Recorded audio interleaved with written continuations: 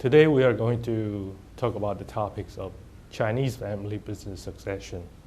Based on our research of 200 Chinese business families in Taiwan, Hong Kong, and Singapore, we found that succession has been a great challenge to these Chinese families. Using stock return as the performance measure, we found that in the 5-year succession periods, succession performance declined by 60%. That says that for every $100 worth of owner's value or investor value, by the time succession is complete, you're worth only $40. So suggesting that succession is not just a challenge to one family, but many Chinese families. Now, compared to CEO turnover in the United States, leadership turnover in a diffusely held American company only create about a few percent of drop in value. But to Chinese family business, it was 60% on average. So our research as a next step, focusing on the causes, the reasons why succession is such a big issue to Chinese family. And surprisingly, we found that it is not the hard assets that are difficult to pass down to the next generation. It is very easy to transfer a factory, machine, building to whoever you want to pass to. What is challenging is to pass on the intangible assets. For example, relationship. There are all kinds of relationship needs to be maintained throughout generation of a family business. In particular, the relationship of family members. When the founder, the patriarch, walk away, whether sons and daughters can maintain a harmonious relationship within the family and bring in the family value to the family business is a big question mark. Many families were not able to do this, transfer this family values, family relationships smoothly. Not to mention the relationship with important stakeholders of the family, such as the government, the non-family managers, the banks, and so on and so forth. So therefore, we found that the most challenging task of succession is to pass on the intangible assets. Do we see successful case of succeeding intangible wealth in addition to tangible wealth? Yes, we do. Formosa Plastic in Taiwan. It is the biggest manufacturing group in Taiwan. The founder, Yung-ching, passed away in 2008 at the age of 92 on his business trip in the United States. Before and after he passed away, his business went on as usual. The business has 10 public traded companies. And before and after he died, the stock price did not decrease, but instead increased continuously. And this goes against our overall evidence of sharp. Recall that we have 60% decline in value, as I mentioned earlier.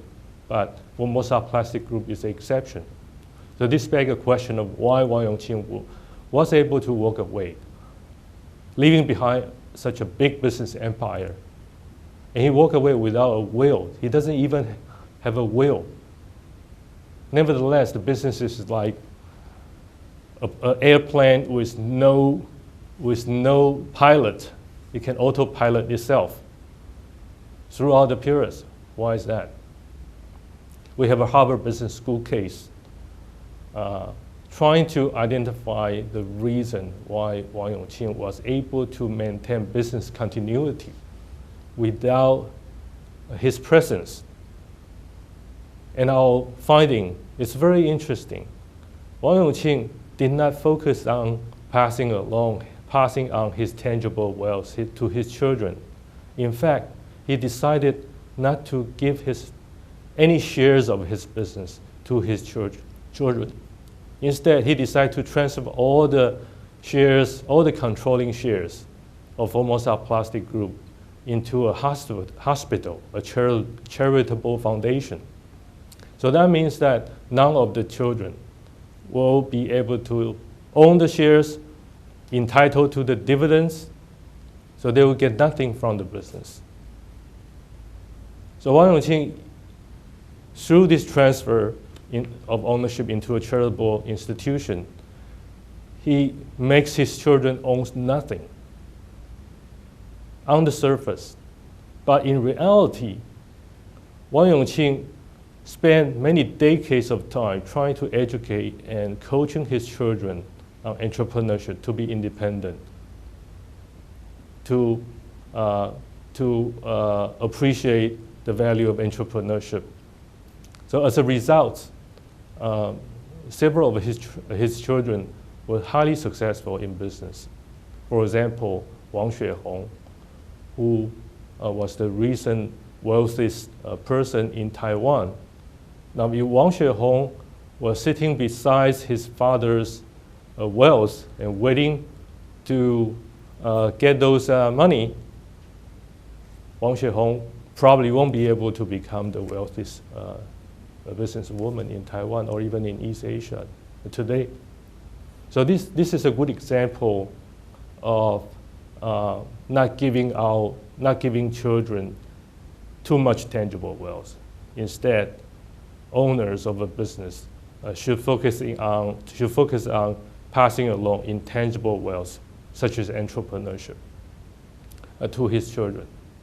We call this is part of the values. And this is Chinese traditional philosophy, Buddhism, from Buddhism and Taoism, right? Nothing doesn't mean nothing. Nothing could mean a lot. If you give your child a full glass of water, there's no more room for additional water.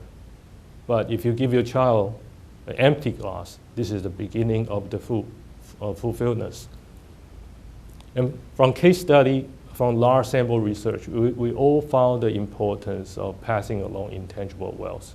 So therefore, the issue for Chinese families in the future, if they want to have a successful succession, they need to focus on some mechanism that help preserving this intangible wealth and passing along the intangible wealth in the succession process.